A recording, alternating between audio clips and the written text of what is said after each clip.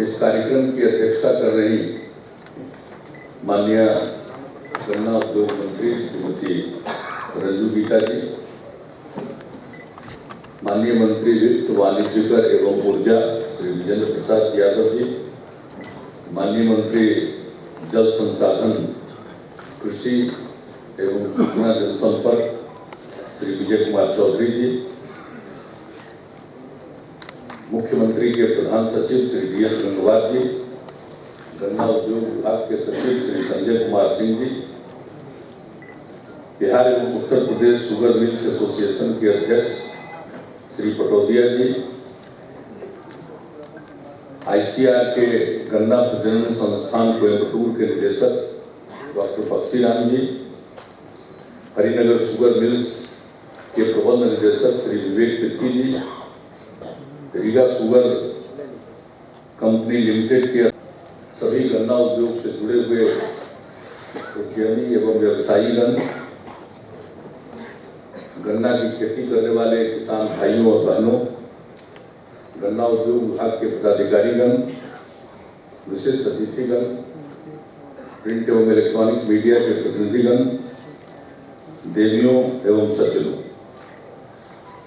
मैं सबसे पहले गन्ना उद्योग विभाग को, बिहार शुगर मिल्स एसोसिएशन को, और आज का विषय है चीनी उत्पादन लक्ष्य, चुनौती एवं राह। तो आप इन विषयों पर अगले सत्रों में चर्चा करेंगे और आपस में विचारों का आदान प्रदान करेंगे और उसके आधार पर कुछ निर्णय भी आप लेंगे। तो मैं इसके लिए आप सबको बधाई देता हूँ। बिहार गन्ना की खेती के लिए एक मुफीद जगह है, इसमें कोई दो राय नहीं हो सकती है। आजादी काल तक बिहार में देश के कुल चीनी के उत्पादन का 20-25% उत्पादन यहाँ होता है, लेकिन कालांतर में केंद्र सरकार की नीतियां ऐसी बनी जो गन्ना उद्योग बिहार और यूपी में मुख्यतः स्थापित थे, वो ज्यादातर पश्चिम के राज्यों में और दक्षिण के राज्यों में जाने लगे, खासकर महाराष्ट्र में, जिसका जिक्र वक्ताओं ने किया है। तो जो केंद्र की नीतियां थी उसके चलते अन्य राज्यों में चीनी उद्योग विकसित हुआ और जो गन्ना की खेती के लिए मुफीद जगह थी वह पिछड़ गई। अब बिहार और यूपी में गन्ना की खेती करना सरल है, आसान है। उतनी ज्यादा गन्ना की खेती में पटवन की जरूरत नहीं पड़ती है जितनी आवश्यकता महाराष्ट्र में पड़ती है, लेकिन केंद्र की नीतियों के चलते ऐसा हो गया, हम पिछड़ गए। तो ठीक ही कहा पटोदिया जी ने, जब 2005 में नवंबर में हम लोगों को काम करने का अवसर मिला तो हम लोगों की कोशिश हुई कि गन्ना उद्योग को हम यहाँ बढ़ाएं। और मुझे खुशी है कि गन्ना उद्योग का विकास हुआ है बिहार। जो 32,000 टन TCD की क्षमता थी वो बढ़कर 60,000 TCD की क्षमता हो गई। और जैसा आप बता रहे हैं कि जितनी हमारी क्षमता है चीनी मिलों की कुल मिलाकर, उतना गन्ना हमारे लिए उपलब्ध नहीं। तो जितने दिन तक चीनी मिलें चलाई जा सकती हैं, उतने दिन तक चीनी मिलों को चलाने के लिए हमारे यहाँ गन्ना की उपलब्धता नहीं। तो कालांतर में जो गन्ना की खेती कम गई, तो ये जो नई परिस्थिति आ रही है, इसमें गन्ना की खेती के लिए नए क्षेत्र भी आ सकते हैं, लेकिन नए क्षेत्र के आए बगैर जितने रकबे में गन्ना की खेती होती है, अगर हम बेहतर बीजों का इस्तेमाल करें और जो नई प्रजाति के का इस्तेमाल हम करेंगे तो हमारी उत्पादकता बढ़ सकती है और जिसे रेट ऑफ रिकवरी करते हैं उसमें भी वृद्धि हो सकती है। हमारे पास एक फिगर इन्होंने दिया और मैं देख रहा था कि जो रेट ऑफ रिकवरी है 1941 से लेकर 46 के बीच में बिहार में रेट ऑफ रिकवरी 10.6 थे। अच्छा था, काफी अच्छा था, लेकिन अब वो घटते घटते घटते कभी घटता है, कभी थोड़ा बढ़ता है और 2006 से 11 के बीच में 9.15% पर हुआ है और इस समय 11 से 14 के बीच में ये लगभग 9% पर है, 8.93%, जो आंकड़े मुझे अभी यही हरिनगर शुगर मिल्स लिमिटेड के द्वारा दिए गए हैं उसके हिसाब से। तो अभी काफी गुंजाइश है, तो अच्छे प्रभेद का इस्तेमाल करें तो उत्पादकता भी बढ़ेगी और रेट ऑफ रिकवरी भी हम बेहतर हासिल कर सकते हैं। तो जो चीनी मिलों की समस्या है, इन्होंने अपनी कैपेसिटी में जो वृद्धि की है, क्षमता में जो वृद्धि की है, उसके हिसाब से गन्ने की उपलब्धता हो सकती है और ज्यादा दिनों तक क्रशिंग हो सकती है। तो मैं समझता हूँ इन्हीं विषयों पर आप बैठकर चर्चा करेंगे और कोयम्बटूर से आए हुए जो हमारे साइंटिस्ट हैं, जहाँ के 2 प्रभेद का काफी प्रचलन हो रहा है यूपी में और उसकी शोहरत है, तो वे सब लोग आए हुए हैं, आगे इस विषयों पर विस्तृत आपसे चर्चा करेंगे। मैं मानता हूं कि गन्ना उद्योग, चीनी उद्योग इन दिनों संकट से गुजर रहा है। एक तरफ किसानों का पूरा भुगतान नहीं हो पा रहा है। मैं एक आंकड़ा देख रहा था कि जहां पिछले सीजन में कोई 99% से भी ज्यादा किसानों का भुगतान हो गया, वहीं इस सीजन में भुगतान 60% के करीब। तो किसानों की भी समस्या है और किसानों का लागत खर्च बढ़ रहा है खेती पर, तो वैसी स्थिति में उनकी भी समस्या है। अगर वो गन्ना का उत्पादन करते हैं तो उनको कीमत मिलनी चाहिए और दूसरी तरफ ये गन्ना की खेती ऐसी है कि मुख्यतः ये निर्भर है चीनी मिलों पर। आप जो खेती करके गन्ना उपजाते हैं वो अगर चीनी मिल न ले तो फिर संकट आएगा किसानों के सामने। तो एक तरह से किसानों का और गन्ना मिलों के बीच का ये एक सहमति है जिसके आधार पर यह फलता फूलता है। एक तरफ किसानों को कीमत मिल सकती है, किसान जो खेती करते हैं उसके समय पर उसका भुगतान हो सकता है और दूसरी तरफ जो चीनी उद्योग है, अगर उनकी भी स्थिति ठीक रहे तो समय पर वो भुगतान भी कर सकते हैं, मुनाफा भी कमा सकते हैं। इन दिनों चीनी उद्योग में संकट है और जो अब लागत खर्च है चीनी का, उस हिसाब से इन्हें चीनी की कीमत मिल नहीं रही और दूसरी समस्या इनके सामने हो गई है चीनी की खपत। जितना उत्पादन हो रहा है उतनी चीनी की खपत नहीं हो रही, तो ये समस्या है।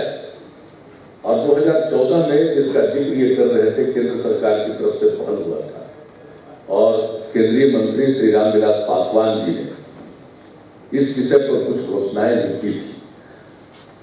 जैसा कि जिक्र कर रहे थे हमारे चीनी मिल मालिकगण, उनके हिसाब से तो इन चीजों की जो घोषणा की गई है उस पर अमल नहीं किया गया है और नतीजा ये हो रहा है कि जो किसानों का बकाया है वो बढ़ता चला जा रहा है।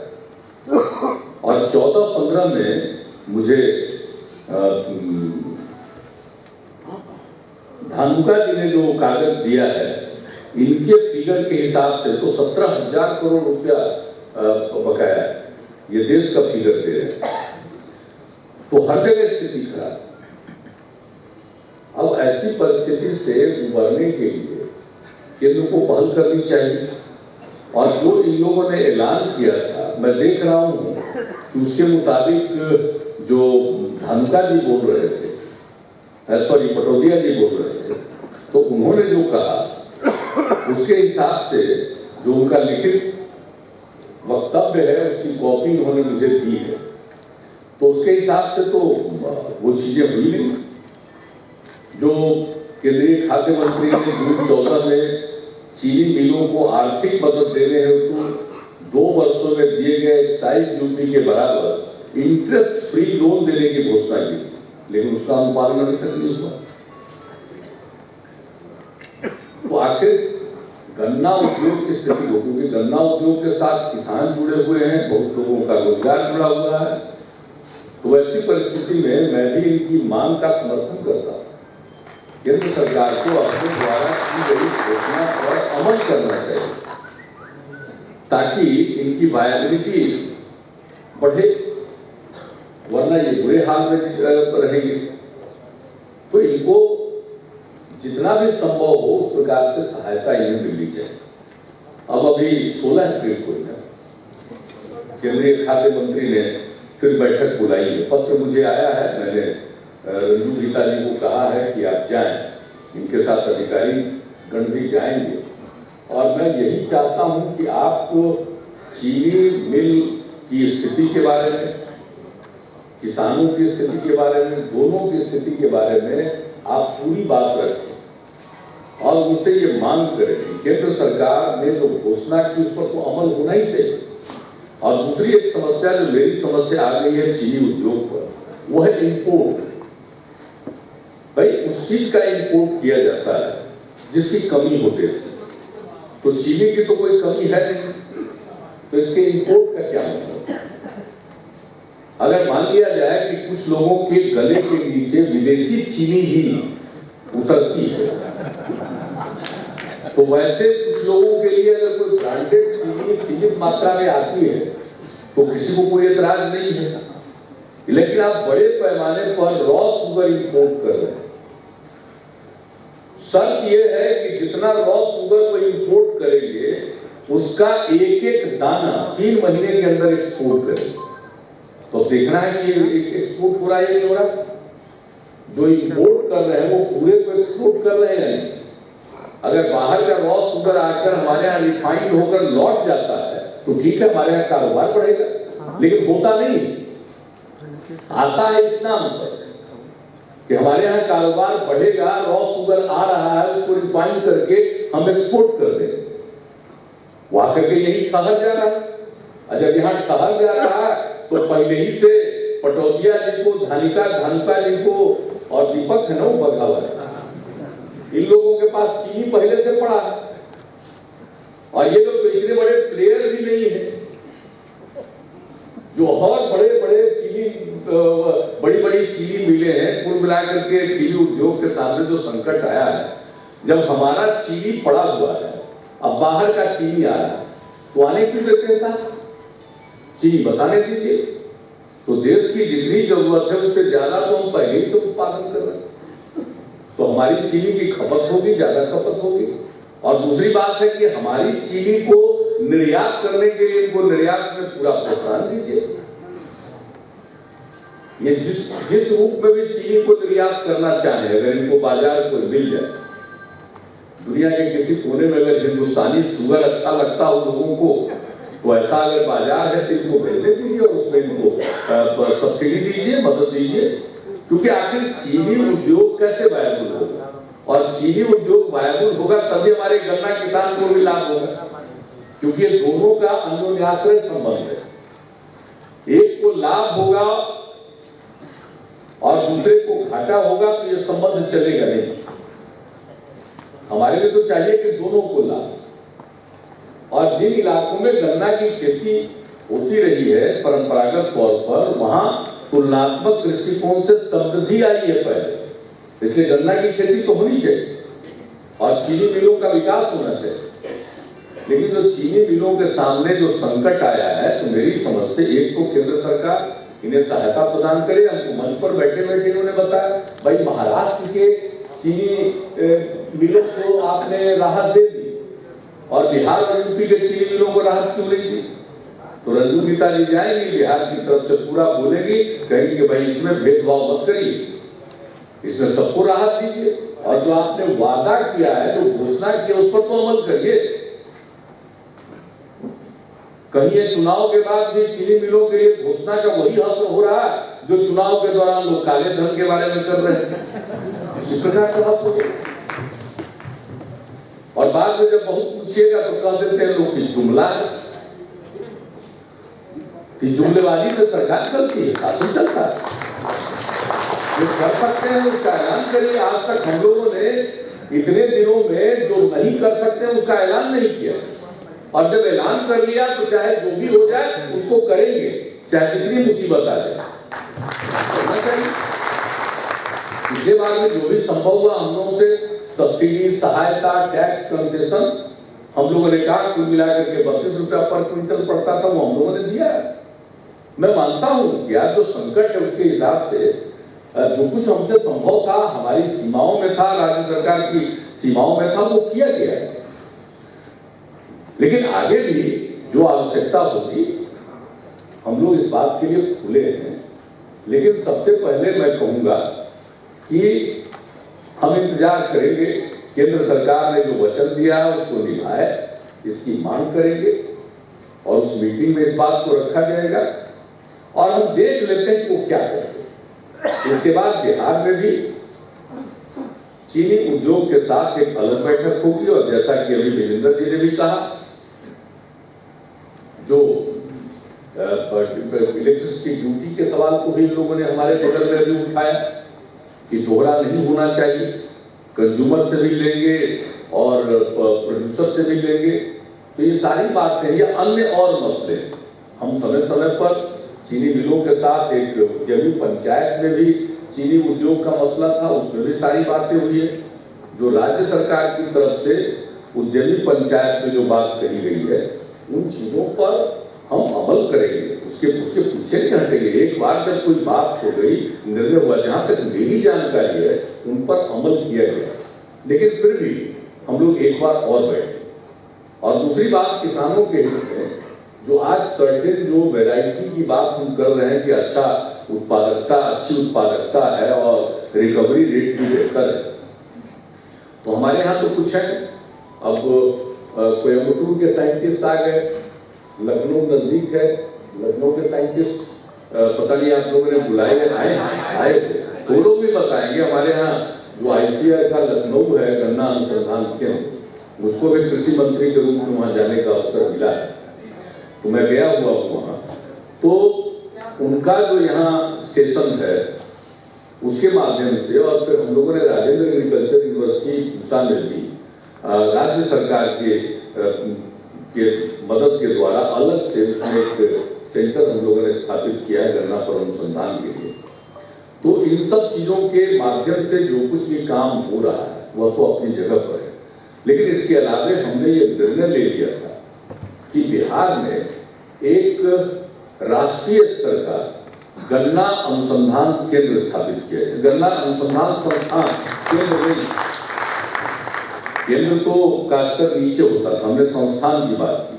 जैसे हमारा कोयम्बटूर में ICAR का संस्थान है, या लखनऊ में ICAR का संस्थान है, या कोऑपरेटिव लोग सेक्टर के लोगों के द्वारा महाराष्ट्र में जो गन्ना पर अनुसंधान संस्थान है, हमने कहा उसी प्रकार से बिहार में, क्योंकि बिहार में पोटेंशियल है। अभी उन्होंने कहा कि भाई पहले जल जमाव नहीं था, जल जमाव होने लगा, इसके चलते गन्ना की खेती प्रभावित हो गई और रेट ऑफ रिकवरी पर असर पड़ गया या उत्पादकता पर असर पड़ गया। तो वैसी स्थिति में बिहार के कंटेक्स्ट में खास तौर पर हम किस प्रकार से गन्ना की खेती करें, तो उसको ध्यान में रखते हुए गन्ना अनुसंधान संस्थान की स्थापना कर देना है, और वो चंपारण में ही स्थापित होना है। इस स्थान पर हमने डॉक्टर मंगला राय के शिक्षा में समिति बना दी थी कि आप स्थल का चयन कर लीजिए और उस स्थल पर इसको स्थापित किया जाएगा।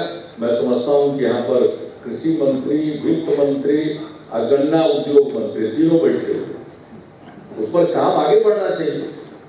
अगर जगह का चयन कर लिया, बीच में तो हम थे नहीं 9 महीना, हम जानते नहीं, और उस 9 महीना के पहले 3 महीना लोकसभा का चुनाव, तो 1 साल तो हम एब्सेंट थे। तो 1 साल के बीच में जो कुछ होना था, अगर वो नहीं हुआ तो अब समय मत गवाइए, तत्काल उसके बारे में निर्णय लीजिए और जितने हमारे देश के प्रतिष्ठित साइंटिस्ट हैं उन लोगों का सहयोग हासिल करिए और यहाँ पर एक उत्कृष्ट कोटि का गन्ना अनुसंधान संस्थान की स्थापना करें, ताकि हम फिर से हमारे आज हमने राज्य के कृषि विकास के लिए रोड मैप बनाया है। उस रोड मैप में यह विषय शामिल है। कृषि के विकास का जो रोड मैप है, कृषि रोड मैप, उसमें यह शामिल है। इसलिए हमें तो संस्थान स्थापित करना। तो एक तरफ गन्ना किसान लाभान्वित हो, गन्ना की खेती बढ़े, जो खेती करते हैं उनको लाभ ज्यादा मिले, और दूसरी तरफ हमारे यहाँ के गन्ना उद्योग मुनाफे में चले, समय पर किसानों का भुगतान करे। यह हम लोगों का लक्ष्य। और आज के इस अवसर पर मैं समझता हूँ कि आप सब लोग बैठकर पूरी चर्चा करेंगे और राज्य सरकार की तरफ से जो पहल की जानी है, हम पूरे तौर पर आपको आश्वस्त करते हैं कि ये हम पहल करेंगे। लेकिन मैं पुनः एक बार मांग करूंगा कि नंबर 1, इस देश में चीनी का आयात बंद करवा दिया। चीनी के आयात इसके बिना मुझको नहीं लगता है कि इसका कोई भला होगा। दूसरी बात है कि जो गन्ना उद्योग है उसको आज की परिस्थिति से उबरने के लिए, उसके लिए राहत पैकेज की घोषणा बहुत जरूरी है और केंद्र सरकार से आग्रह करेंगे और उनके द्वारा सब कुछ देने के बाद हमारे बिहार के उद्योग को और क्या आवश्यक है उस पर मिलकर चर्चा करेंगे और वो राज्य सरकार की तरफ से उन्हीं शब्दों के साथ आप सबको पूरी शुभकामनाएं। मैं इस संगोष्ठी और सम्मेलन के सफलता की कामना करता हूं और इसमें से कुछ आप ठोस नतीजे निकालें, खासकर उत्पादकता को बढ़ाने के लिए और रिकवरी रेट को बढ़ाने के लिए। इन्हीं शब्दों के साथ आप सबको बहुत बहुत